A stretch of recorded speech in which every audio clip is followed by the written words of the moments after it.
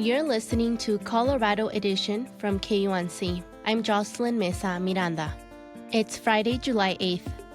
When the Marshall Fire burned down over 1,000 homes in Boulder County in December, it also destroyed possessions, couches, children's toys, and family heirlooms. Since then, many fire victims have dug through the rubble to find anything that might be salvageable. In the final part of our series, From the Ashes, Lee Patterson brings us a story about salvaged objects that contain memories. Zula Yashtuk's ruby jewelry smelled like smoke after she recovered the pieces from her father's house in Superior. Here are the earrings, and here's some other pieces. The smell, she says, was horrible. I aired them out for like weeks and weeks and weeks on end. Zula's dad bought these teardrop earrings for her mom during a trip to Ukraine years ago. After her mom died from cancer in 2013, they sat in her dad's room. Just before the pandemic hit, on Christmas Eve, Zula wore the earrings for the first time, paired with a pink dress. And I have one picture sitting on the couch in that dress, looking very pink, and the ruby earrings very prominently sort of like figuring into that photograph. Zula also managed to recover some old photos from the debris, black and whites of her dad as a baby, a high school student, and a hippie in Poland. Other items pulled from the rubble: a wrench, a ceramic tile, jars of pickled cabbage and pears. Even this fire couldn't get to the Polish pickling process. That is one constant. The family was able to salvage a small variety of possessions. For Zula, who grew up in the house but now lives overseas, she was eager to go through the debris. She says that process was crucial for her being able to move forward. For her dad, Kaz Yashtuk, it's different. I was just looking at everything, and I was so devastated that nothing would bring any joy to me. In losing his home and almost all of his belongings, Kaz says he also lost memories and associations. I have to rebuild my life, but I need to be able to say goodbye to my previous life, maybe keep it somewhere in my memory.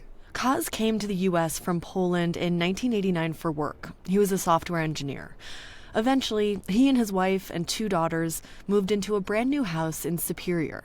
Kaz lived there for 26 years, doing many of the updates and renovations with his own hands. So we put a lot of energy into building life in foreign country, let's say. I had this feeling that I actually made it in America. And out of sudden, everything collapsed. In the months after, Zula stayed in Colorado to help her dad, but has since gone back to Sweden, where she lives. Kaz is still living in a rental house in Boulder. There's one recovered item that has connected the two, before and after the fire. A small blue and yellow tile Zula had bought for her dad during a trip to Portugal years ago. It was sitting on the window pane in our kitchen where my dad loved doing the dishes and looking out the window onto the green belt. During sifting, Zula looked down and saw the tile's bright colors peeking through the debris. Now it sits on the windowsill above the kitchen sink in Kaz's rental house. It represents the connection that we have. So it's just so much more to it than this is a thing, We are in this situation that she is far away from me, and this little piece always reminded me that she is somewhere, and not only that she is somewhere, but that she is somewhere for me. So it is a little piece which is very valuable for me. The Yashtuks are considering rebuilding, but are underinsured, like so many others who lost their homes in the fire. Regardless of where the family ends up, the blue and yellow tile from Portugal will be there on the kitchen windowsill. Lee Patterson, KUNC. To listen to our entire 3-part series about objects recovered from the rubble of the Marshall Fire, go to kunc.org. This project was produced in collaboration with Eli Imadali and the Boulder Reporting Lab. Hundreds of people summit Mount Everest each year, But before this year, fewer than 10 of them were Black. In May, the first all-Black team of climbers successfully reached the summit as part of the Full Circle Everest expedition. Some members of the team were from Colorado. To learn more about the expedition, KUNC's Samantha Kutsia spoke to Eddie Taylor. He's a member of the Full Circle Everest team and a chemistry teacher from Boulder. To start, can you tell me about how you ended up as a member of the Full Circle Everest team? So a couple years ago, I was climbing in Ouray, Colorado, just on a normal climbing trip. And by chance, I ran into Phil Henderson, the leader of the expedition. And really just we started chatting here and there. We traded numbers.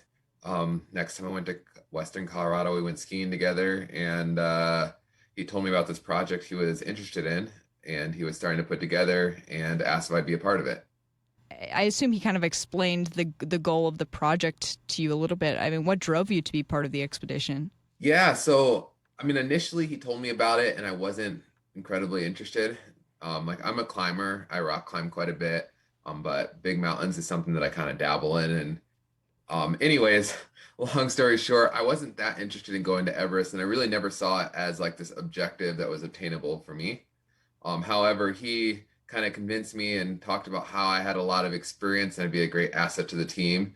And then we started talking about kind of the bigger picture of it. And like at that time, we didn't even know the disparity of how many Black people had been on Everest, other than there just wasn't very many. And so kind of just by seeing kind of the importance of representation and what this expedition could potentially do to future outdoor enthusiasts and other people who just want to be like not necessarily climbing, but just be in the outdoors, that this could be a powerful thing. Right. You didn't really have your sights set on Everest. I just knowing a little bit about that expedition and just climbing Everest in general, it's not easy. It takes months of training and there are obviously risks when you get to the mountain and acclimating and all that. What was your experience on Everest like? I mean, luckily my entire Everest experience was pretty smooth. We put a lot of time into planning and to getting ready for the trip. And so by the time we got there, I mean, it was just kind of like everything fell into place. Things were really smooth. Our rotations going up and down the mountain went smoothly. The weather worked out. And so weirdly, it wasn't that eventful because of how smoothly everything went. And it was just, you could really enjoy that experience. You mentioned how you and Phil chatted a bit about like the bigger picture and how it's important for representation to get on the mountain. What did you and the team want to accomplish through the expedition? Yeah, I mean, I think there was kind of a lot of goals in the expedition. I mean, primarily, I mean, it's the tallest mountain in the world. I mean, as a climber, just as a person, there's something exciting about just about that, you know? And so I think that was one thing that we all had in common was that, yeah, there is something exciting about climbing Everest. Another thing was just that in terms of the outdoors, like there's not a lot of Black people in the outdoors. There's not a lot of people of color in the outdoors. If you Google climbing, skiing, or any of these sports, you're not gonna see a lot of people that look like you. And so that was one thing that hopefully through this trip, we thought we can kind of start to change the narrative and kind of give some type of, I don't know, heritage to Black climbers and more people out there doing that. And I think, like we said, there was 10 people already who have climbed Everest. There's been 10 Black people who have climbed Everest, but that took a lot of work and a lot of search and a lot of digging to even find that. Cause like easily I found 4 people on Google. And other than that, we didn't know. And so one big thing that was part of this trip was just trying to tell that story. And so other people could follow along and see that this is something that was possible. When you look at climbing in the outdoors community in general, I feel like there really isn't that much diversity represented. Why is it so important for underrepresented communities to see themselves in this industry? I mean, I think it's just important in every industry, to be honest. Like in climbing in the outdoors, it's a space that people haven't felt comfortable. But then you go to basketball, and yeah, there was a time when there wasn't very many Black basketball players, and now there is. You look at, like, I'm a teacher, and I think 2% of the population, or 2% of teachers are Black males. And so, I mean, it's not just in outdoor sports, but this is just something that we collectively have an influence in. And so maybe we can make a change in our one area. And now to kind of come back to your personal journey, how do you feel now that you successfully summited Everest, especially with kind of that apprehension that you had at the beginning of all this? Oh, I mean, it's kind of a relief, to be honest, that like, not necessarily a relief, but that the project went smoothly. We got the funding to be able to go.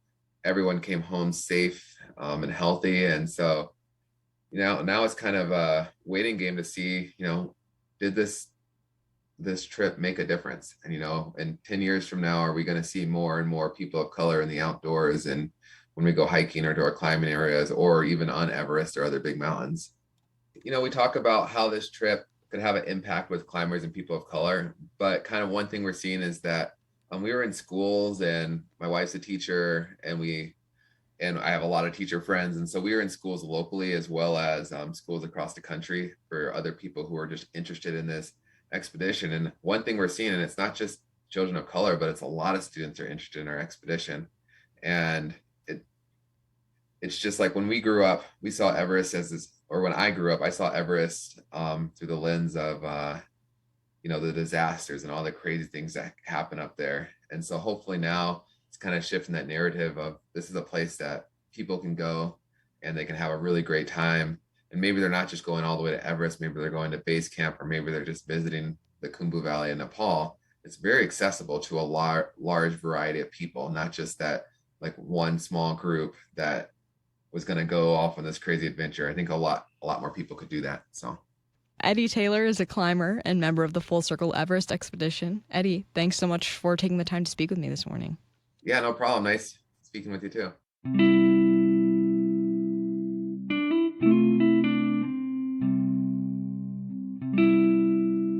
A new report looks at the emergency response during the first 36 hours of the most destructive fire in Colorado history. The Marshall Fire destroyed more than 1,000 homes on December 30th, adding up to an estimated $1 billion in damages. 2 people also died in the blaze. KUNC's Bo Baker spoke with colleague Lee Patterson to learn more about this report. Lee, what is the purpose of this kind of report, an after-action report? Yeah, so the idea is basically to look back on an incident in order to figure out what can be learned from it and improved on. The Marshall Fire After Action Report was published on June 14th, and it includes information from departments in Boulder County and Superior, in Louisville, as well as the Mountain View Fire Protection District, as well as Louisville Fire and Police. So the report looks at the weather conditions leading up to that day and on that day. It lays out a timeline of events. It discusses what did and did not go well in terms of the emergency response, and it makes recommendations on how agencies can improve. In this report, what's most significant in terms of what went wrong? Well, there's a lot of information in it, but a major theme is communication, how people were alerted to the emergency, or in many cases not alerted on the day of the Marshall Fire. We know that county data indicates that as few as 1 in 10 of the people in the area actually received an alert that day. And that's in part because in the old system, which is something called Everbridge, landlines were automatically loaded in, but otherwise people needed to opt in to sign up online themselves to get those alerts on their cell phones. So some improvements to that system are already underway now, including getting something called a wireless emergency alert system set up. It's a system that can alert cell phones within a geographical area without having to sign up. Other communication issues are outlined as well in this report, improving the 911 system, giving dispatchers the ability to send out alert themselves if field units are too busy during an incident. A need to review siren programming. Certain sirens weren't activated that day by first responders. And also it points out a need for multilingual messaging, which is perhaps something that technology can fix. Lee, we know there was some door-to-door evacuating of residents on the part of law enforcement. The Boulder SWAT team, for example, helped evacuate some people in Louisville, but we also know that many fire survivors evacuated on their own. Does the report address this problem? Yes, the fire was moving faster than some of the evacuation orders could be developed and launched, according to the report. And that's really a theme here, that the whole thing happened so quickly that there was just no defined strategy in how to deal with the Marshall Fire, period. In terms of evacuations, it points to a need